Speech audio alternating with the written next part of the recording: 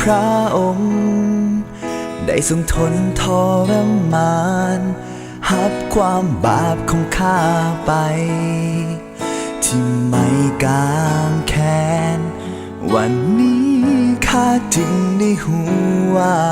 ชีวิตของข้านั้นมีความหมาย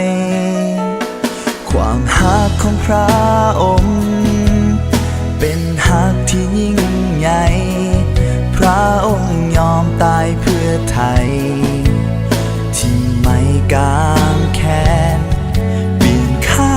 ให้มีชีวิตใหม่ให้ข้าพบชีวิตแท้ในพระองค์พระองค์ทรงพระชนพระองค์เป็นคืนมาแล้วและวันนี้ข้าจึงได้พบกับชีวิตที่อัศจรรย์เพราะว่าองค์พระเยซูพระองค์ทรงเป็นพระเจ้าของข้าทรงไถ่ชนะความตายด้วยฤทธิ์อำนาจยิ่งใหญ่พระองค์ทรงคืนพระชนข้าจึงได้มีชีวิตใหม่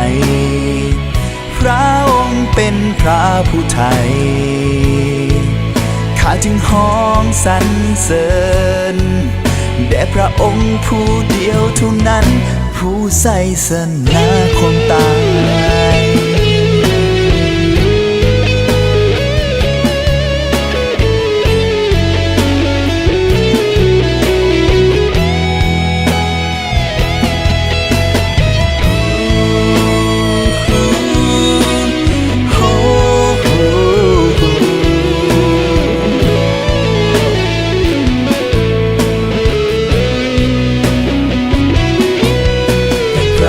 ทรงพระชน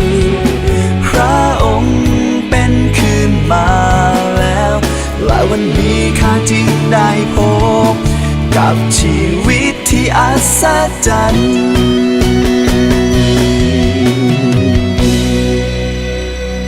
เพราะว่าองค์พระเยซู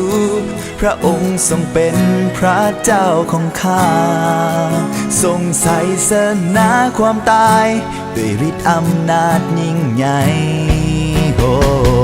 พระองค์ทรงคืนพระชนข้าจึงได้มีชีวิตใหม่พระองค์เป็นพระผู้ไถ่ข้าจึงฮ้องสรรเสริญ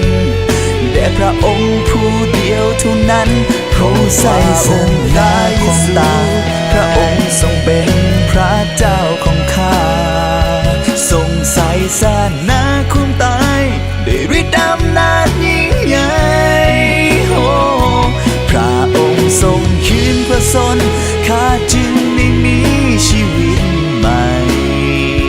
พระองค์เป็นพระผู้ไถ่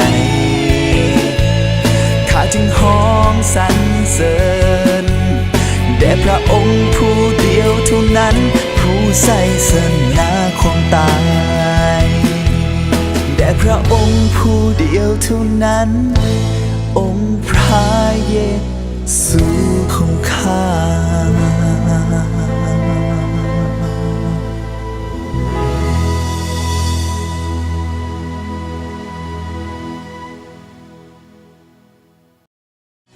ว่าองค์พระเยซูพระองค์ทรงเป็นพระเจ้าของข้าทรงไถ่ชนะความตายด้วยฤทธิ์อำนาจยิ่งใหญ่พระองค์ทรงคืนพระชนข้าจึงได้มีชีวิตใหม่พระองค์เป็นพระผู้ไถ่ข้าจึงฮ้องสรรเสริญแด่พระองค์ผู้เดียวเท่านั้นผู้ไถ่ชนะความ